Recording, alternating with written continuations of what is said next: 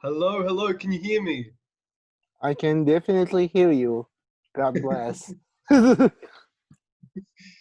So, to everybody watching, this is Pride in the Living Room Jewmos edition.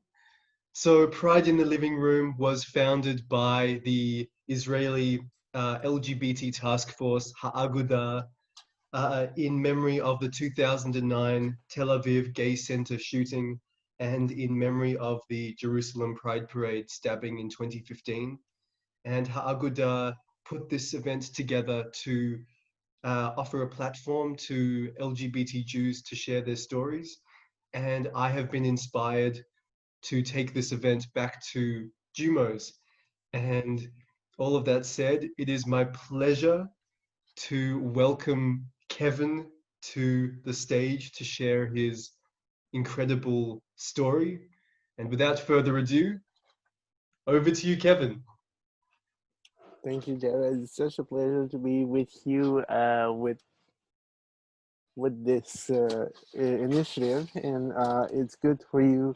It's good also to know that we, even if we are in different time zone, that we can be talking together, which is I'm really happy about.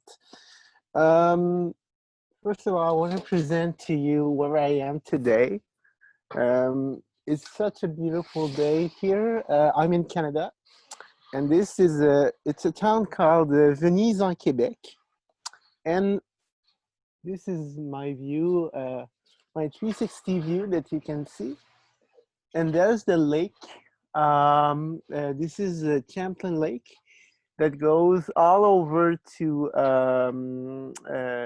I think it's the Maine or something like that. It's a really long lake. So from here on the opposite side where I show you, it's the United States. So I'm really blessed to be here, and I'm happy to share this with you in my story. Um, First of all, I gotta say about myself that I'm a 3-year-old man, a gay man. I'm assuming. A 3-year-old man, proud to be.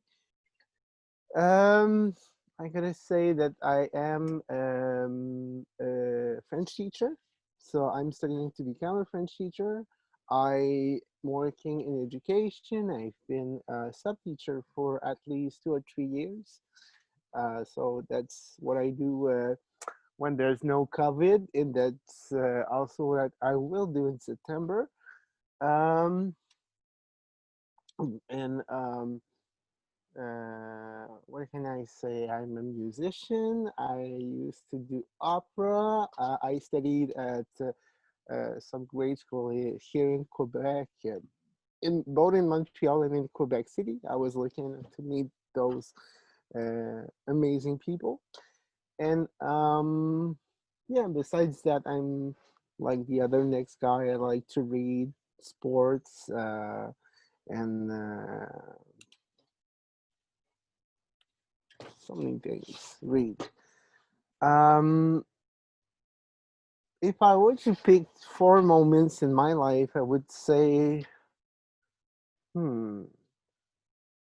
First of all, I would say when I had my first music lesson with a nun, and that's true.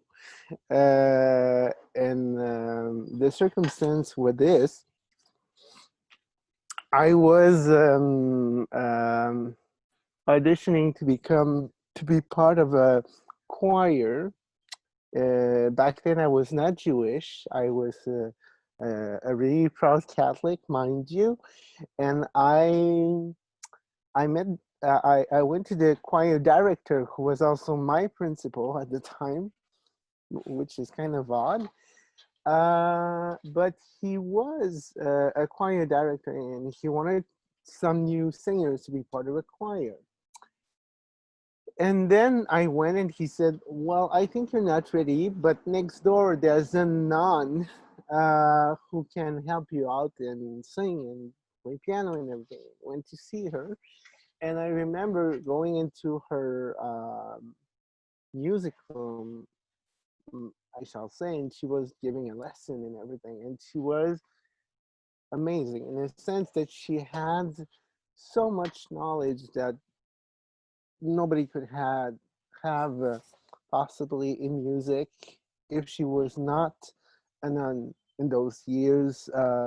She was, I think, 60 or 50, and the other musicians that I know of were basically pop musicians, but she was able to have a score before her, and there was only the melody line, and she would harmonize it on the spot. So with the piano and everything. So, and then the arrangement. So I had the privilege to work with that person. Um, so that is one of the key moments in my life, and well, she was really good to me and everything. I remember I sang with her so many folk song because that's how she got like those Canadian folk song book like about uh, I don't want to think about it. It was silly. Um, Beside that, um, oh yeah, I sang the Rainbow Connection in French. It does exist. It does exist. Um, that would be the first one. The second one, hmm, it's tough to put something on a moment like this. Uh, hmm, it's often related to music, but I could say that I do remember something when I turned 16 years old. That's another great moment in my life. I decided that it was enough, that I need to be in shape and everything. So one day I decided to go in the gym. Just say I never went to a gym. I got nothing to do with my life, and that's what I'm gonna do. That's the summer I was 15, turning 16, and I was training like a mad dog. And I decided to um, change my diet, and exercise more. I think I was doing I was going to the gym and swimming, alternating like this as I could because I was in a small town and the pool was not often open.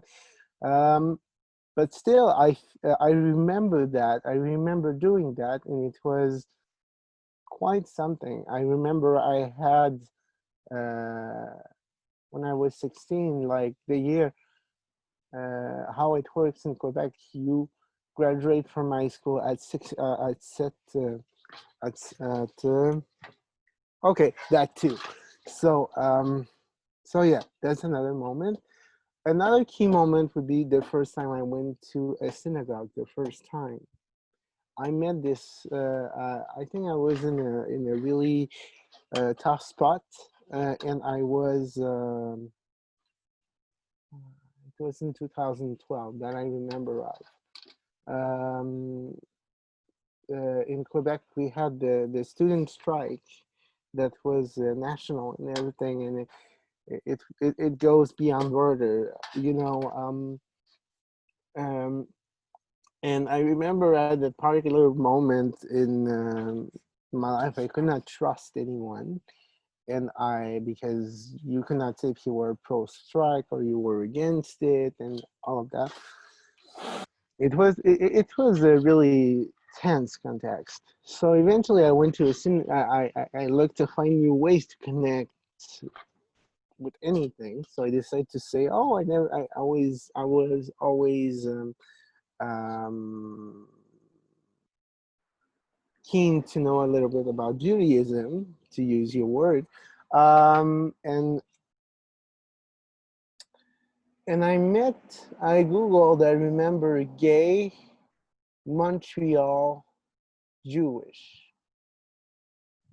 and it appeared to be a Temple Emmanuel Bet Shalom, and they just hired a new rabbi who was Rabbi Lisa Grushko, and she was in a way the first ever woman to be head of clergy in Montreal in a synagogue.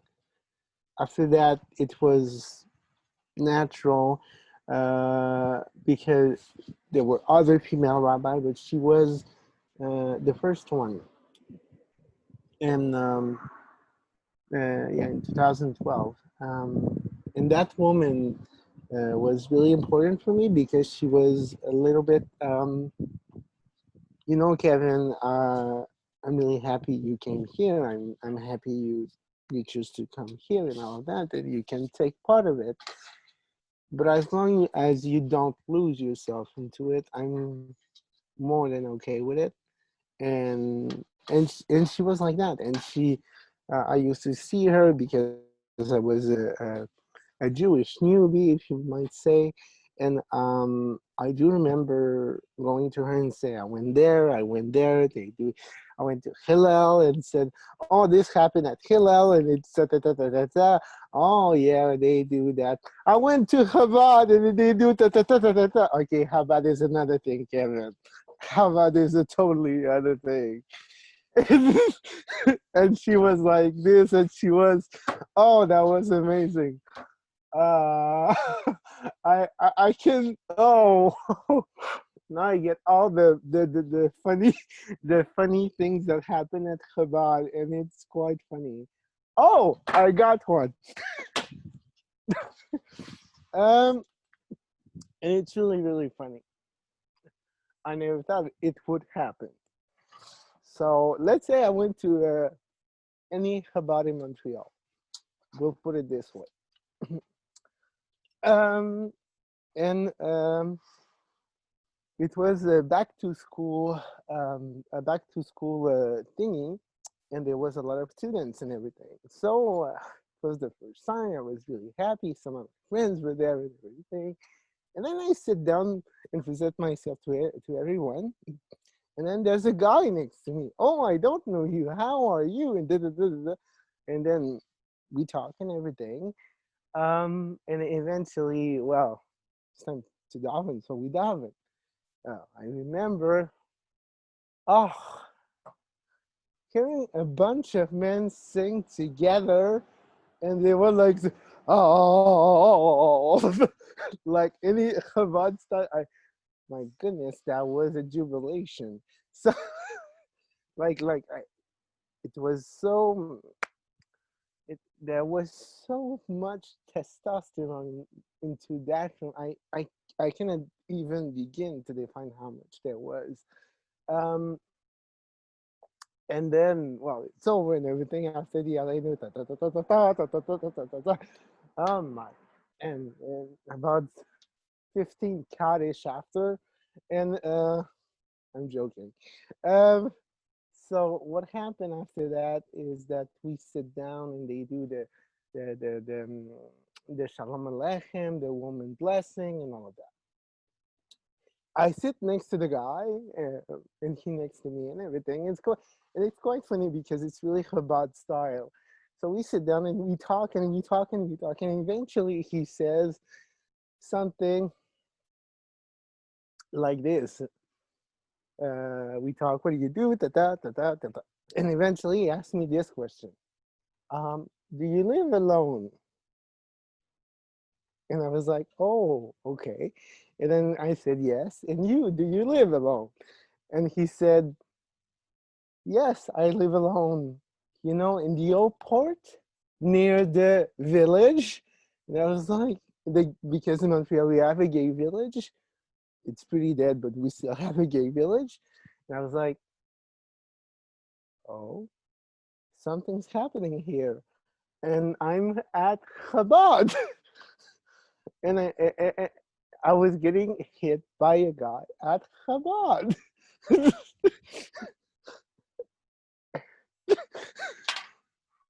And the way he looked at me and everything, and I said, "Oh, he had his shirt open with I think it was a high." And I looked down and I was like, and it was pretty transparent, I might say. I think it was white or something. And eventually I peeked down and said, "Oh, you have a nice high." And he said, "Thank you." But actually nothing happened because he left for the bathroom and never came back, but still it's a good story. I think it's one of the best story I have about Jewish life. Um, the other one is a little bit more personal. Well, there's two. I do remember the first time I called a friend and say, hey, I want to make challah. And she learned me how to do a challah and everything. And she said, and she showed me how, and she bring her, and she said, like, you do this, you do this, you do this. And by the way, if you want to, in the recipe, there's like a twist that she loves to do, because she's not really someone who likes to cook with the sugar. So she said, Kevin, you can use maple syrup, you can use honey, you can use anything you want. That's for you to choose. And she gave me basically all her trick. And so at the beginning, it looked like hell, but still, I think I still have the picture. I will give it to you later on. Um, this was a pivotal moment, and eventually, what happened is I could be on my own and do my own challah. And it's still really really hard, because kneading a dough for me ask a lot of energy, uh, since I have cerebral palsy. Is I have a light one, but it's still something that hit it is influencing my life and everything. But when I do a challah, it's so good to eat it afterward, and to heat it as well. So, um, well, I have to say the other ones were moments around my conversion, and it's I would not. Hmm, how could I do this? Because you have the bris, you have the mikveh, and you have the welcoming to community. That's how it works here anyway. Uh, I do remember the bris I was so ready that I did not even care about it. I did not even care about it. I went straight in the operation one, and I was pretty knocked up with pills. I was literally dancing in the waiting room, like, because of the pill and everything. People were people were so oh, they were laughing. They try not to, but they were. So I went in the I went in the room where I got the surgery, and the nurse was pretty wise, and she said, "Okay, now you're gonna." She helped me with the pants and everything, and then she said, "Put them on your ankle. So when you are done, you just have to put them up again." So they were really prepared, and I remember the rabbi entering with a book on her head, like on it, like to cover her eyes, and she was like, "Kevin, I'm gonna peek in, and I'm not gonna look at it. When they're gonna do the first drop of blood, I'm gonna go out." So, and she was like this, and eventually the doctor nodded her. I don't know how she did, but but and then she said the bracha, and she also said the Shechianu, and then she left the room, and we pursued the surgery and everything. Um, oh, yeah. So, but it was quite a nice moment. I would not say that was a nice moment to take care of the bleeding and all of that, and that was not fun. And I have to say, I was with with the partner at the time who did that. Well, it was really a downer. It was really difficult for both of us, because we have to put on hold our intimate life for at least a good month. So it was for him it was quite difficult per se. And to help me with that, because I have a disability, he had to put the cream on the area of my, so it was not fun for him at all. Funny story about this. Um, a week after I got the surgery, my stitches were falling. So I went to a clinic, and I said, "What's happening?" And then there were no doctor because he was out or something. There were none. I could not see any doctor. So there were a few nurses. There were nurses. So all women, by the way. So comes the first nurse and say, "Oh, I don't know what's happening," and then another nurse comes and she says, "Oh, I don't know what's happening," oh, and a third one, "Oh, I'm you should go back to the person who did the surgery." A few days after, I go back to the guy and says the stitches are falling apart, and he says, "Oh, Kevin, that's all right. That's all right." And I mean, you're healing really fast. And then he put one of the stitches and says, "See."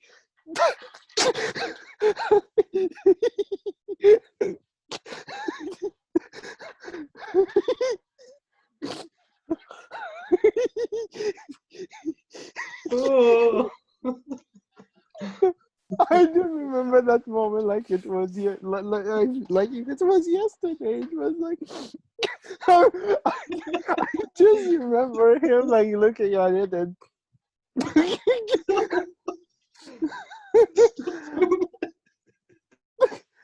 oh no, it was pretty funny. And oh boy, did it was it good. It was I still I still found it really really funny. Um hmm, the conversion itself was really fun because um um it was at the women's midway that I was that I went for me that I did the immersion. Um, I didn't know that until way after when I tried to go back. Like, oh, it's Friday. I want to go to mikveh, and they said, "Oh, sorry, we're a woman mikveh." I said, "Oh, okay, okay, so that's not for me. Okay, I'll find something else." But it was a really beautiful mikveh. There were separate rooms and there were showers and everything. And but it was you had like a separate bathroom and you had to ring to enter the mikveh. So it was really really amazing. And no women's allowed this time. The guy with the person witnessing was a conservative rabbi. I don't remember his name though, but anyhow, um, yeah. But I remember it was a conservative rabbi, and he did I enter in the water and I emerge, and then he says, "Oh, oops, I forgot the bracha," and then he said, "Okay, wait, we're gonna do the bracha," and he did the bracha and everything. And Sheikhiano, and he looks at me dive in the mikveh to ensure it's kosher. So it was quite something. And I remember when I got out, I did put my talit katan for the first time, and it was quite a moment in itself. And I do remember taking a picture and sending it to my ex, and we're not together anymore. But it was so poignant for both of us because he was like, "Well, you did it, Kevin. You're there now." And I could totally say that I was Jewish. And yeah, it was quite a moment. And the welcoming in itself was quite something too, because um, there was uh, um, at our synagogue, there was a cantor when I arrived who was a composer as well. And she did compose the two last blessing of the Amida into a song like a and then I asked to the new cantor because she knew that composer and she played the piano for her so many times, and I said, can I sing this at my welcoming? And she said yes. And then but I'm not gonna be there and everything. I say, oh, who's gonna be there? Like the other one, and Noha Ahan was her name, and she's an Israeli, and all oof, I do remember. She had quite a beautiful voice, and I remember in the end after that we didn't have the same tempo, but I was able to adjust to her tempo and wait for her in some places. And well, it was so amazing. And she told me after something like, hey, you waited for me. And I remember that. And it was quite moving. I remember when they asked the question about do you accept the Jew fate and everything. But the key moment was when I held the Torah in all the community uh, witnessed that I was that I was a Jew, and they were really happy for me because they've been with me along the way. Um, I would not say it was easy for me, neither was it easy for them because but they were all the community in a sense were pretty involved in my conversion, and they were really helpful. I had the great privilege to be near those people, and I still am. Well, now it's a little bit difficult with COVID, but I used to take part of some events and lecture. But during COVID, they have an event called Wine at 9 on Monday, so I like to do that sometime. Yeah, besides that, I have to say my another pivotal moment of my Jewish life have to be doing Shabbat dinner. For me, it's a really, really big deal. It's really what I like. It's what I crave for. I started something new. Um, every Sorry for vegan out there, but um, so every Friday in the afternoon, usually I go to a grocery store, and there's one nearby, and I can have a kosher chicken for less than $12. So sorry, that's the dog squeaking with a toy. So sorry for the noise. Um, maybe that's a chicken. I don't know. So so every Friday, when I have the time, I do my challah, and I do my chicken, for instance. Uh, and I don't know how to say this, but um, I take off the scale of the chicken so I can it's like fully open. That's how I like it, and just to learn how to do that and cook a chicken and do it every Friday, it's kind of a ritual for me, and it's really really fun. Before that, I used to go to mikvah every Friday, but it's impossible these days. I know there are some opens in Montreal. Uh, wow, and it's usually in Orthodox settings. I would say that some people looked at me and were like, "Oh, you're Jewish?" So, well, they're Ashkenazi for the most part, and they're um, uh, either um, ultra Orthodox or um, most of the mikveh we have in Montreal are ultra Orthodox. we don't have any reform or conservative mikveh. I'm sure they are, but that's not the one we can go and pay to go. All the ones we can go are the ultra conservative ones. So sometimes there's a glitch, and they like, oh, a Latin Jew. Oh, that's fun. That's exotic. So, but it's fun. But I remember going back to that, and I was not in the right mindset, and like I was like, ooh, and it can be pretty uncomfortable. Everybody's naked, and they have different age. Like you see people who are really really young, and you see people who are really really old, and they don't even care. So the first time you're like a little bit disconcerted, like okay, yes. And then people tell me, Kevin, they're here to purify themselves first, and they are in the mindset that they don't care. So I said, oh, okay, that's the mindset. Okay.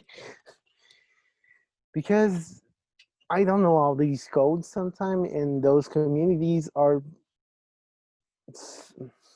like, it I figured out that it was not about intimacy in that context, and it was health purposes or something like that. Piku nefesh, if you want. But like, but I do remember that, and it was really challenging for me to always be in a context that I was working on my mindset and the intention of why I did there. And I think even when I pray now, I try to also have the right mindset and intention. I think that's something I learned through the years to do. It's not something that comes along easily when you begin to do it. Like it's a little bit like a meditation. You can let in the thoughts you want and everything, but yeah, yeah. Um, I do remember in the daily Amidah when you pray. Well, any daily Amidah, like in the weekdays when they do like the Silalanu, it's really at the words when you see a dot, you have to hit yourself or something like that. This is quite powerful, but at the same time, it's really disheartening. But sometimes I'm at a synagogue and say, "La no." I look a little bit like Celine Dion by myself. So, so, so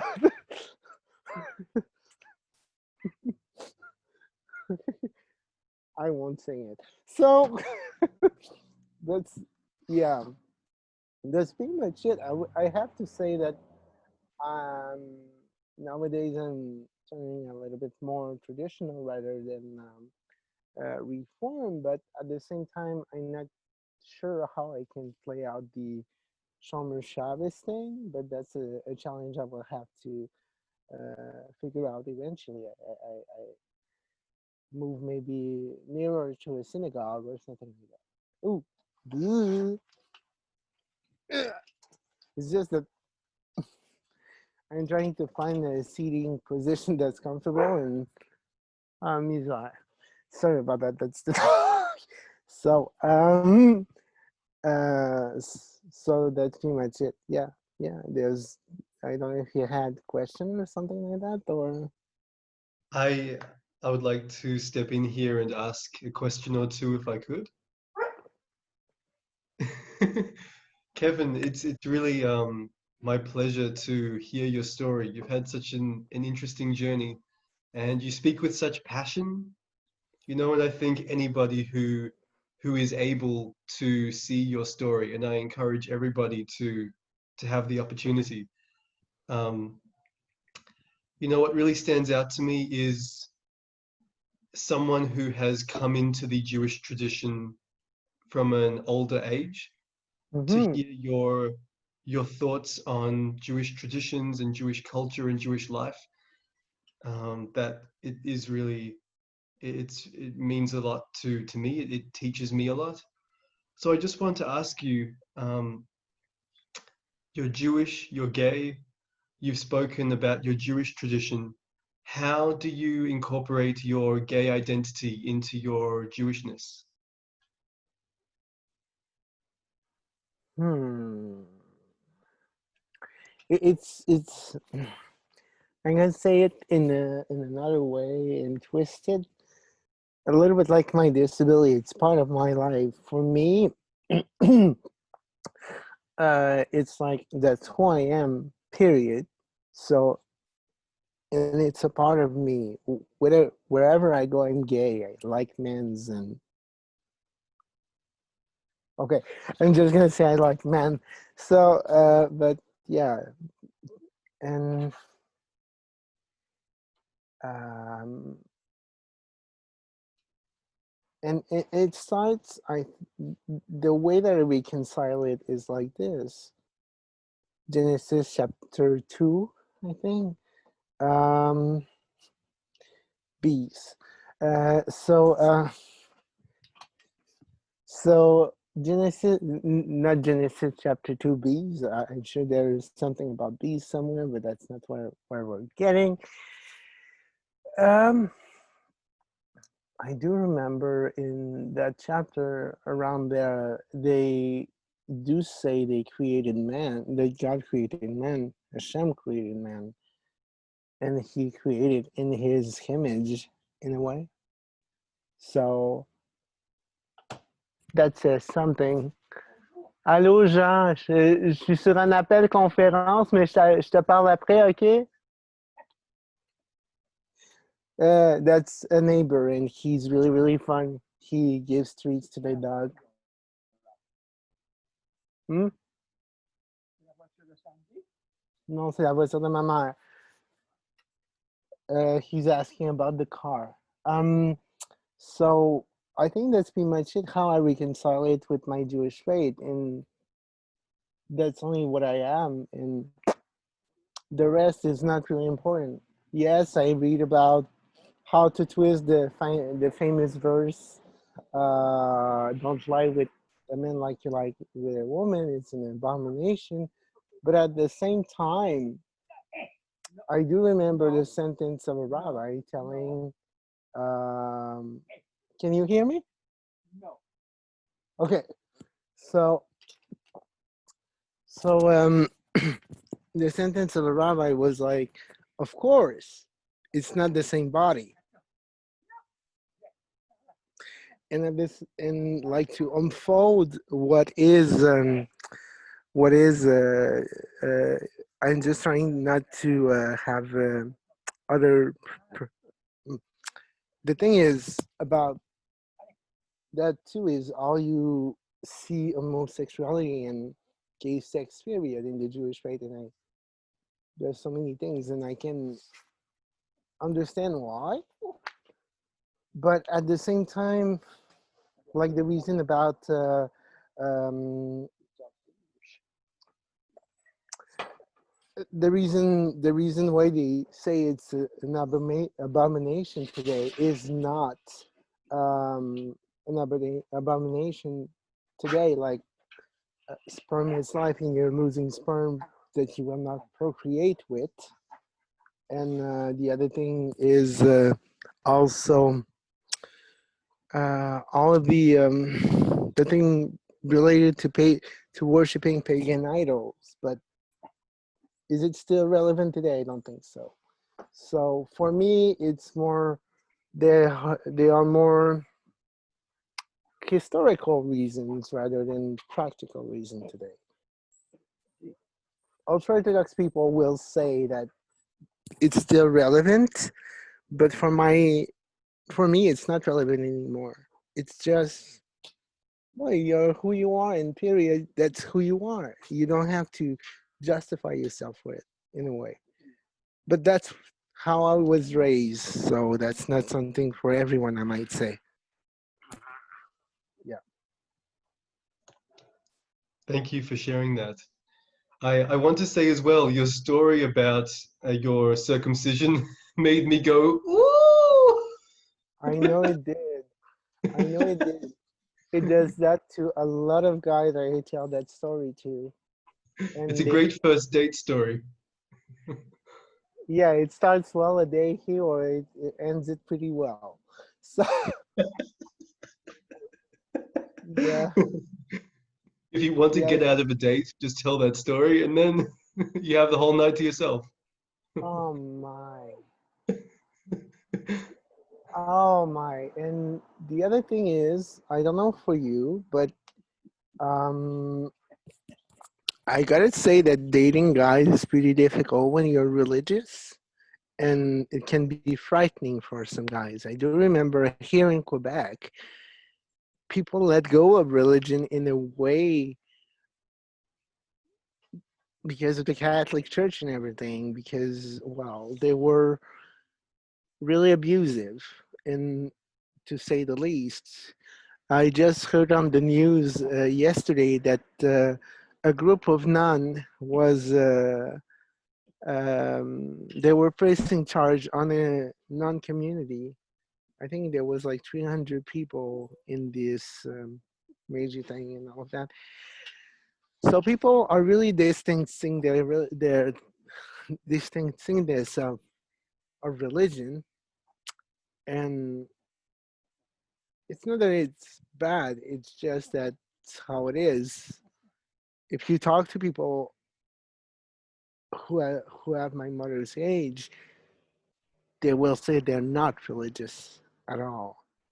Yes, they will have religious service when they're gonna die, but that's not what they're doing in their life. It's pretty secular.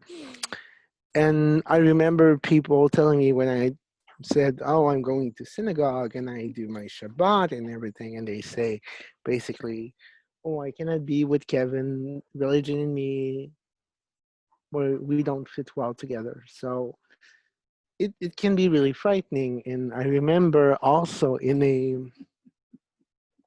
a speed date, a gay speed date, a really authentic gay speed date done by a community organization in the village, was saying something like,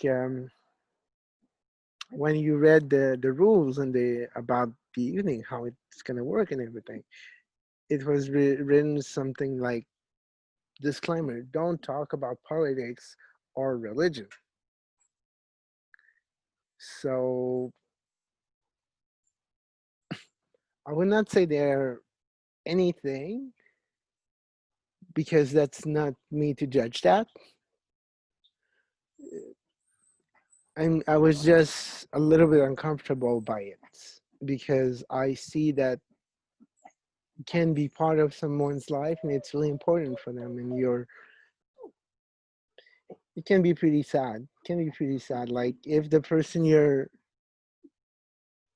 seeing doesn't see you as you are, and you hide that thing from them, and they say you hid thing from me when I met you, that's not good either. So in a way, I think the gay community in itself, and the community here in Quebec, has a huge job with trying to find a way to reconcile their anger towards religion, because it don't feeding it doesn't help at all, and we can see that it did not do wonders, I have to say. That's so beautifully said. As we start to reach the end of our time together, Kevin, I just wanted to ask you. My mind is drawn back to your story in Chabad with that man and your experience with his chai. Um, I just want to ask you, all these years later, well, it's only a few years later, if you had the chance to see him again with everything you've learned, all the wisdom you've gained, what would you say to him?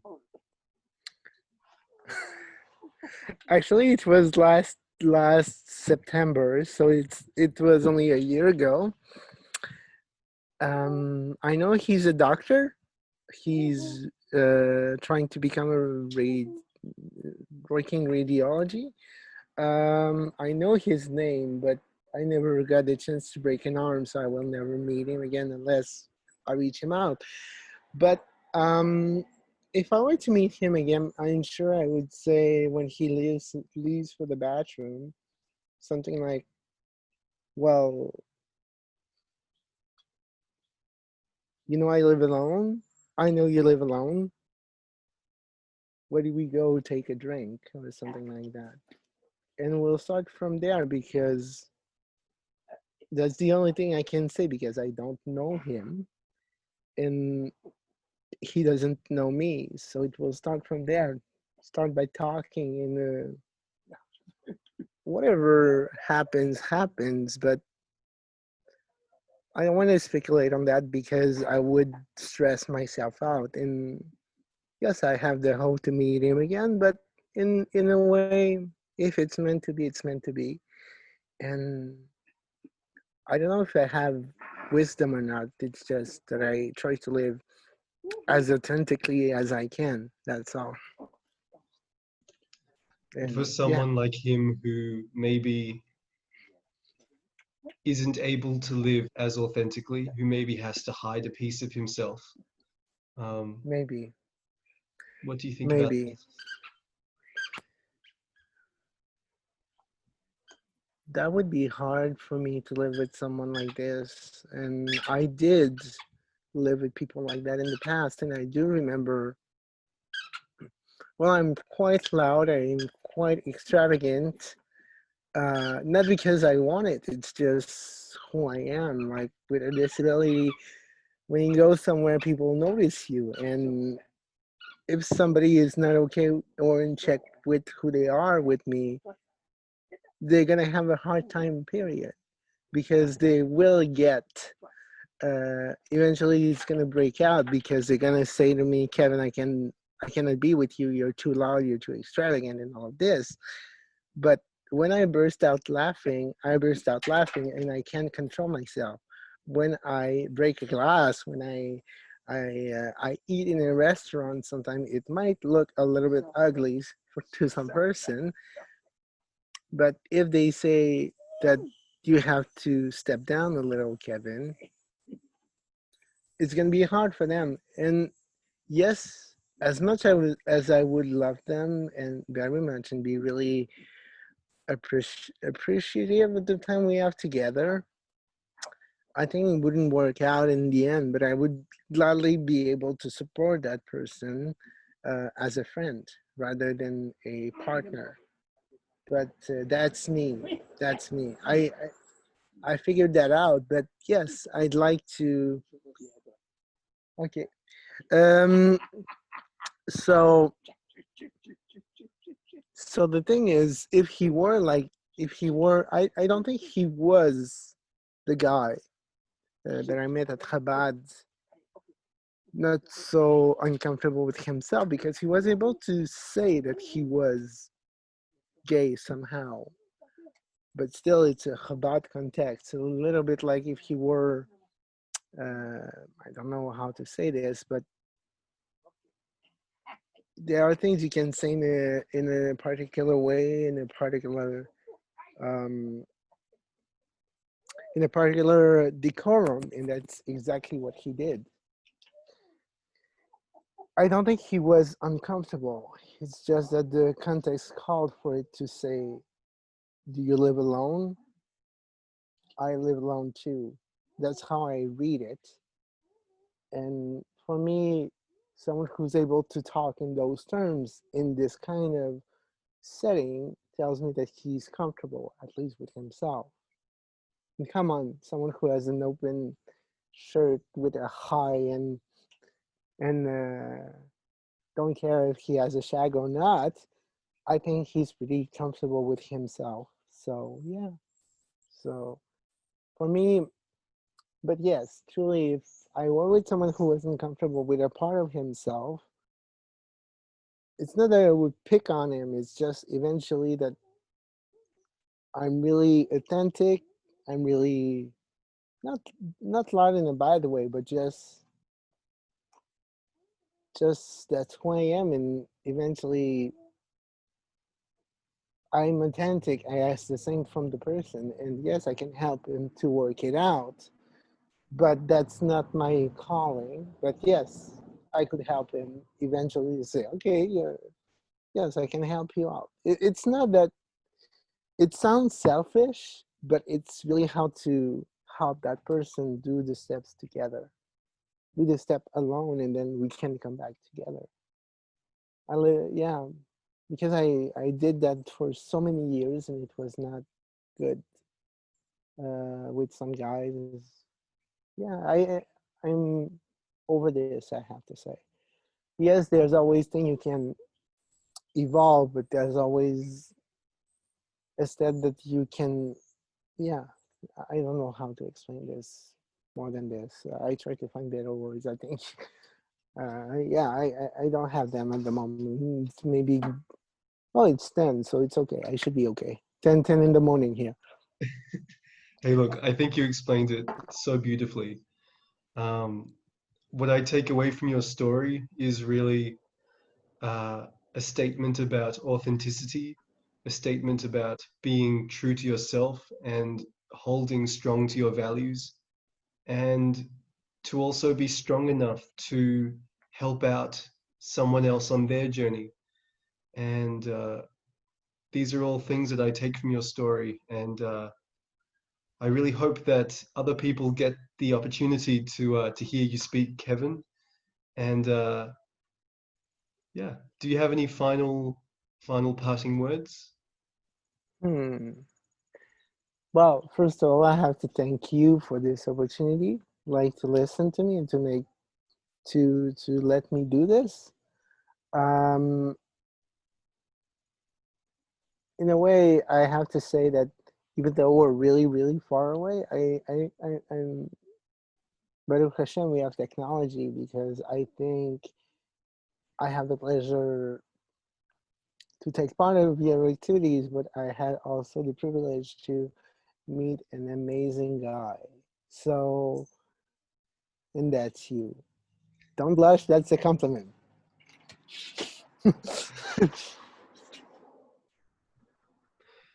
Well, thank you again for taking the time out of your busy morning, I'm sure, to spend this time with me and with Pride in the Living Room with Jewmos.